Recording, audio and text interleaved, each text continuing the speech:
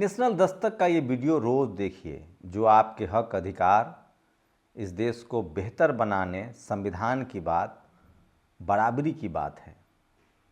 और मैं दावे के साथ कहता हूँ कि इस देश की मीडिया, खासकर टीवी, अखबार, सवर्ण मीडिया, जो बीजेपी के खिलाफ हो सकता है, लेकिन वो एससी, एसटी, ओबीसी के संवैधानिक अधिकारों के साथ नहीं है। इसलिए नेशनल दस्तक का ये वीडियो आपको देखना बहुत ज़रूरी है, जहाँ ज्ञान विज्ञान की बात होती है, जहाँ भेदभाव के खिलाफ बात होती है, अंधविश्वास के खिलाफ और बराबरी के पक्ष में। नमस्कार, मैं शंभू कुमार सिंह और आप देख रहे हैं नेशनल दस्तक। इस खबर में मैं आपको बताऊंगा, सोचिए, प्रधानमंत्री नरेंद्र मोदी धीरेंद्र शास्त्री के यहाँ जाते हैं, एक अस्पताल खुलने वाला है कैंसर का, उसकी नींव डालते हैं, उस पर ही बात करूंगा। सोचिए, जो आदमी कल तक पर्ची निकालता था, एक बहुत ही अच्छे डॉक्टर हैं आयुर्वेद के, प्रदीप चौधरी, उन्होंने बड़ा सटीक एक विश्लेषण लिखा है। सोचिए, वो धीरेंद्र शास्त्री जो दिन भर गैर बराबरी की बात करता है, जो कुंभ में न आने पर राष्ट्रद्रोही होगा, जो हिंदू मुस्लिम के बीच खाई को बढ़ाता है, उस पर ही बात करूंगा। किस तरह से मथुरा में और बुलंदशहर में एससी समाज पर हमला हुआ। मथुरा में एक जातिवादी गुंडे ने, जिसका नाम भी बताऊंगा, जो यादव है, उसको पुलिस क्यों नहीं गिरफ्तार करे। सोचिए, दो बहन की शादी होनी थी, दोनों ब्यूटी पार्लर से आ रही थी, थोड़ा सा सड़क क्या जाम हुआ, बाइक से आ रहा इस जातिवादी गुंडे ने धौंस दिखाया, मारपीट की, लड़की पर कीचड़ फेंका, बारातियों पर हमला किया, अपने और जातीय गुंडों को बुलाकर। ये जातिवाद है और इस जातिवाद के खिलाफ आपको बोलना पड़ेगा। जब आप अगर संवैधानिक हैं, आप सही हैं, तो आपको पीड़ित के साथ खड़ा होना पड़ेगा और पूरे यादव समाज को, ऐसे जातिवादी गुंडे को बायकॉट करना चाहिए। तब जाकर माना जाएगा कि यादव समाज जातिवादी नहीं है, और अगर वो चुप भी रहते हैं तो भी उनको जातिवादी माना जाएगा। आपको इसके खिलाफ बोलना पड़ेगा।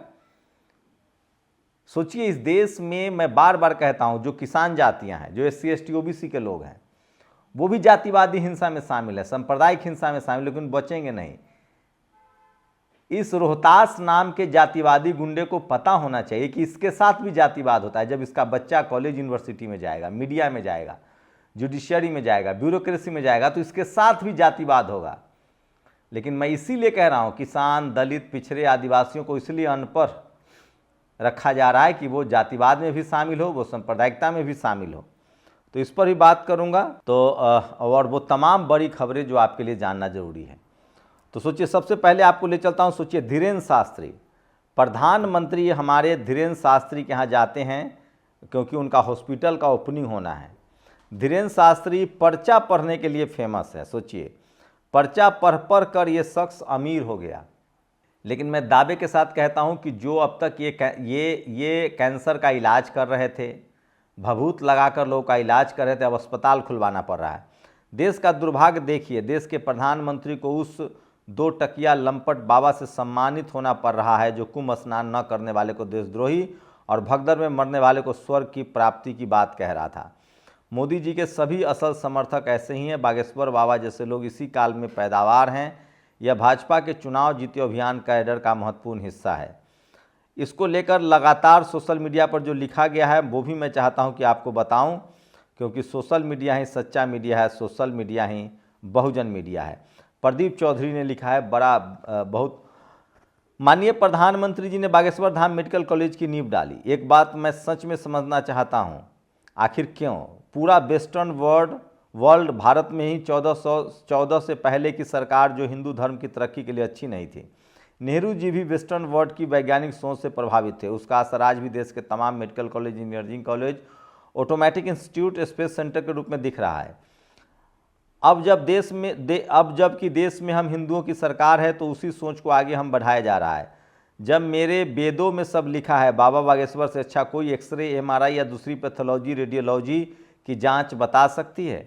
बाबा बागेश्वर की शक्तियों पर काम होना चाहिए। हम हिंदू पूरी दुनिया को दिखा सकते हैं कि बिना मशीन हम पर्चे पर लिख सकते हैं। अगर हमारी परंपरा को हमारी ही सरकार नहीं आगे बढ़ाएगी तो कौन बढ़ाएगा?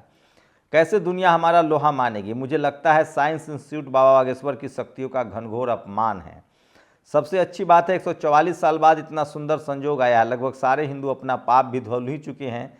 यह शुभ मुहूर्त, शुभ कर्म तो अभी होना चाहिए। सोचिए, प्रदीप चौधरी ने कहा है कि ये तो पर्ची पढ़ देते हैं, ये तो भविष्य जानते हैं, तो इनको साइंस इंस्टीट्यूट, कैंसर अस्पताल खोलने की क्या ज़रूरत है?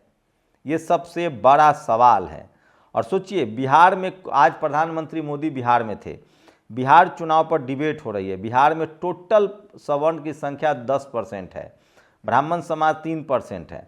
और बिहार पर बात करने के लिए विनोद शर्मा, राकेश शुक्ला, विजय त्रिवेदी, राजकिशोर तिवारी, विनोद अग्निहोत्री, ये टीवी का चरित्र है जो सोशल मीडिया पर लोग लगातार लिख रहे हैं। और ये लोढ़ा है। सोचिए, ये शख्स कैसे लालू यादव का मजाक उड़ाता था। आज के समय में आप किसी नेता का मजाक उड़ाएंगे, कॉमेडी करेंगे तो आप पर केस हो जाएगा। ललित मोदी याद है? ललित मोदी, कहा जा रहा है कि ललित मोदी ने, इनकम टैक्स ईडी को खबर भी नहीं लगी, और ललित मोदी ने एक दूसरे देश की, वनुआतु नामक देश से पासपोर्ट प्राप्त किया है। तो सोचिए, वो दूसरे देश का नागरिक हो गया है। और जाति आधारित जनगणना और ईवीएम को हटाने के लिए देश भर में वाम सेफ के लोग जो हैं वो धरना प्रदर्शन करेंगे। और 9 अप्रैल को राष्ट्रव्यापी जेल भरो आंदोलन होगा।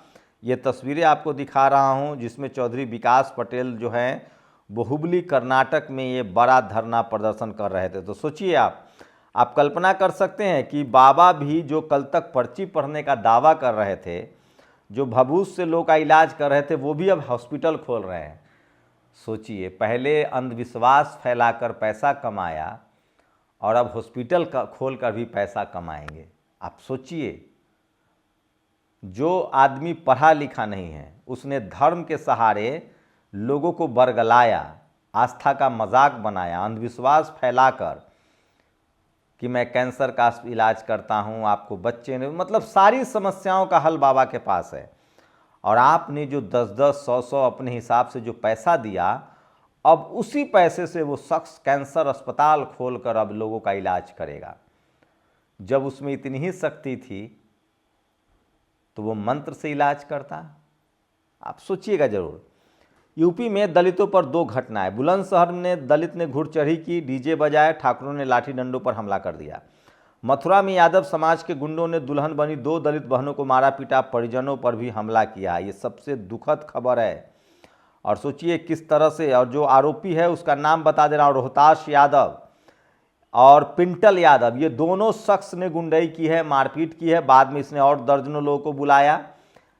मुझे लगता है ओबीसी समाज को, यादव समाज को इसके खिलाफ एक बड़ा बयान जारी करना चाहिए और इन गुंडों का पूरा मुकम्मल जांच करके इलाज होना चाहिए अगर ये सचमुच आरोपी हैं। पीड़ित परिवार कह रहा, सोचिए उन दोनों बच्चों की शादी टल गई, बारात पक्ष चला गया। निवाला चोरी, 55,000 आदिवासी बच्चों के हर पैकेट से 2-2 किलो आटा और पोहे गायब हैं। जयपुर की खबर है ये जो मैं अब बता रहा हूं। सोचिए, तो मथुरा वाले केस में कुछ अपडेट भी है। 15 गुंडों पर SC/ST एक्ट के तहत FIR दर्ज हो गई है और ये सब पर NSA लगना चाहिए। 15 लोगों पर FIR दर्ज हुई है। ये सबसे बड़ी खबर है और कार्रवाई होनी चाहिए। अशोक दास जी ने ट्वीट किया है, दलित दस्तक के संपादक हैं। मथुरा में दलित बहनों को रोहतास यादव और उसके गुंडों ने मामूली विवाद में पीटा, चेहरे पर कीचड़ डाला, इतना उत्पात मचाया कि उनकी शादियां टूट गई है। दिल्ली में CM दफ्तर से बाबा साहब की तस्वीरों को हटाकर अलग कर दिया गया है और ये भी खबर सोशल मीडिया पर सबसे ज़्यादा वायरल है। और सोशल मीडिया ही सच्चा मीडिया है, सोशल मीडिया ही बहुजन मीडिया है। और वकीलों का देश भर में प्रदर्शन चल रहा है। अखिलेश यादव ने समर्थन किया है। कुछ एडवोकेट्स बिल को लाकर एक बार फिर से भाजपा ये दिखाना चाहते कि वो अपनी मनमानी किसी पर भी थोप सकते हैं। जोड़ तोड़ या किसी भी तरह से बने ये मिले बहुमत का मतलब ये नहीं होता। मैं फिर कह रहा हूँ, ये सरकार पहले तो कोलिजियम सिस्टम हटाए तब मानूंगा कि इनकी नीयत अच्छी है। वहीं बोधगया में 12वां दिन है, आज 13वां दिन है बोधगया में, और लगातार जो बुद्धिस्ट कम्युनिटी है और बुद्धिस्ट हैं वो प्रदर्शन कर रहे हैं कि जो बोधगया महाबोधि विहार है उसको मुक्त किया जाए और उसमें सिर्फ बुद्धिस्ट हों।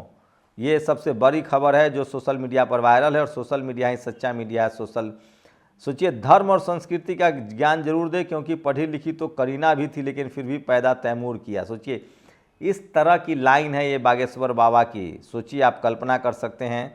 तो ये तमाम खबरें हैं जो सोशल मीडिया पर वायरल है। और राजस्थान में पटवारी के भर्ती में जिस तरह की बेईमानी की गई उसके खिलाफ लगातार जो है वो लोग जो हैं सोशल मीडिया पर लिख रहे हैं। और बुलेट ट्रेन का मामला जो है अब 2033 तक टल गया है। मोदी जी की कोशिश है कि 2027 चुनाव से पहले कम से कम कुछ गुजरात में चल जाए। मैं दावे के साथ कह सकता हूं कि धीरेन्द्र शास्त्री के सबसे अधिक भक्त SC ST OBC समुदाय के लोग हैं। अपने निजी दुख दर्द को मिटाने के नाम पर अज्ञानता में वो हर साल हजारों करोड़ रुपए में दान देते हैं। अगर धीरेन्द्र शास्त्री धन से एक अस्पताल बनवा दे और हर साल सैकड़ों जरूरतमंद लड़कियों का विवाह करवा दे तो इसमें बड़ी बात क्या है। केवल 1 महीने के दान की राशि से यह संभव हो सकता है, लेकिन ऐसा कुछ भी वास्तविक रूप से नहीं करते, बल्कि केवल दिखावों के लिए। तो सोचिए, ये शख्स अब व्यापारी बन गया है। धर्म की आड़ में इस शख्स ने भोले भाले लोगों को इलाज के नाम पर, किस्मत बदलने के नाम पर पैसा ठगा और अब वो अस्पताल खोल रहा है। सोचिए, वो साइंस के शरण में आ गया। तेलंगाना 24 घंटे के भीतर 3 किसानों ने की आत्महत्या। ये सबसे बड़ी खबर है जो सोशल मीडिया पर वायरल है। और इसलिए मैं कहता हूं कि सोशल मीडिया ही सच्चा मीडिया है, सोशल मीडिया ही बहुजन मीडिया है। शुक्रिया। नेशनल दस्तक की आपसे गुजारिश है कि अगर इसको बचाना चाहते हैं तो नेशनल दस्तक को सब्सक्राइब करने के लिए रेड कलर के सब्सक्राइब बटन को दबाएं, फिर बेल आइकन की घंटी दबाएं। नेशनल दस्तक को बचाने के लिए बहुत जरूरी है कि हर खबर को शेयर करें, लाइक करें, कमेंट जरूर करें।